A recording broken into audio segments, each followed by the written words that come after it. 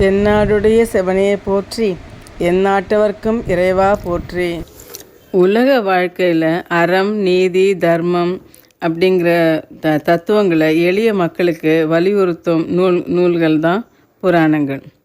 தன்னுடைய அடியார்களை ஆட்கொள்ள வேண்டி இறைவன் மதுரையில் நிகழ்த்தின திருவிளையாடல்களை தொகுத்து பரஞ்சோதி முனிவர் திருவிளையாடற் புராணம் என்னும் பெயரில் வழங்கியுள்ளார்.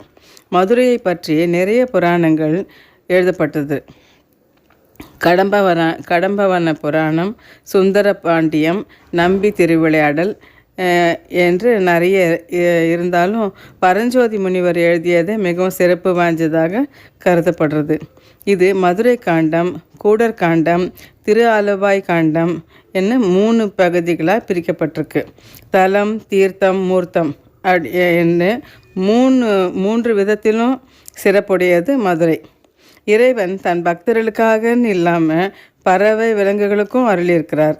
மேலும் இந்த புராணத்தில் வரும் அரசர்கள், முனிவர்கள், புலவர்கள் எல்லாரும் நிஜத்தில் வாழ்ந்திருக்காங்க, கற்பனை கிடையாது.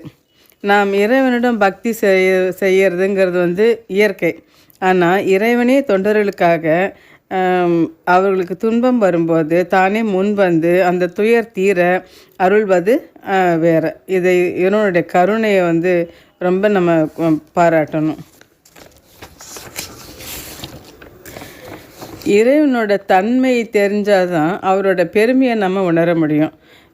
இறைவன் எப்படி இருக்கான்? எங்கும் நிறைந்திருப்பவன், பேராற்றல் உடையவன், எல்லாம் அறிந்தவன், பெரும் கருணை வடிவாகி பக்தர்களுக்கு அருளும் ஆதியந்தம் இல்லாத பரம்பொருள், அணுவிலும் அண்டத்திலும் உள்ளவன், எல்லா உயிர்களையும் படைத்து காத்து அழித்து மறைத்து அருள்பவன், யோகத்தினாலும் தவத்தினாலும் 8 வித சித்திகள் கைவரப்பெற்ற முனிவர்களும் சித்தர்களும் சாதாரண மனிதர்களால் இயலாத செயற்கரிய செயல்களை செய்ய முடியும் பொழுது இறைவனால் முடியாதது என்று ஒன்றுமில்லை. நம்மை நன்னெறிப்படுத்துவதற்காக அவன் புரிந்த திருவிளையாடல்கள் ஏராளம். இந்த கலிகாலத்தில் இறைவனை துதிப்பதே நாம் மேம்பட ஒரே வழி.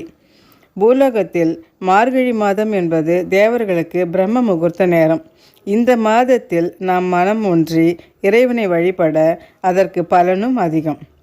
அதில் ஒன்றாக திருவிளையாடற் புராணத்தில் வரும் நிகழ்ச்சிகளில் சிலவற்றை உங்களுடன் பகிர்ந்து கொள்ளலாம் என்று நினைக்கிறேன். இது ஒரு சின்ன முயற்சி தான், சூரியனுக்கே தீபம் காட்டுகிற மாதிரி. ஆனால் இதை கேட்டு சிலருக்கு மேலும் தெரிந்து கொள்ள ஒரு உந்துதலும் அவாவும் ஏற்படுமே. ஆனால் அதுவே பெரிய விஷயம். தென்னாடுடைய சிவனே போற்றி, எந்நாட்டவர்க்கும் இறைவா போற்றி.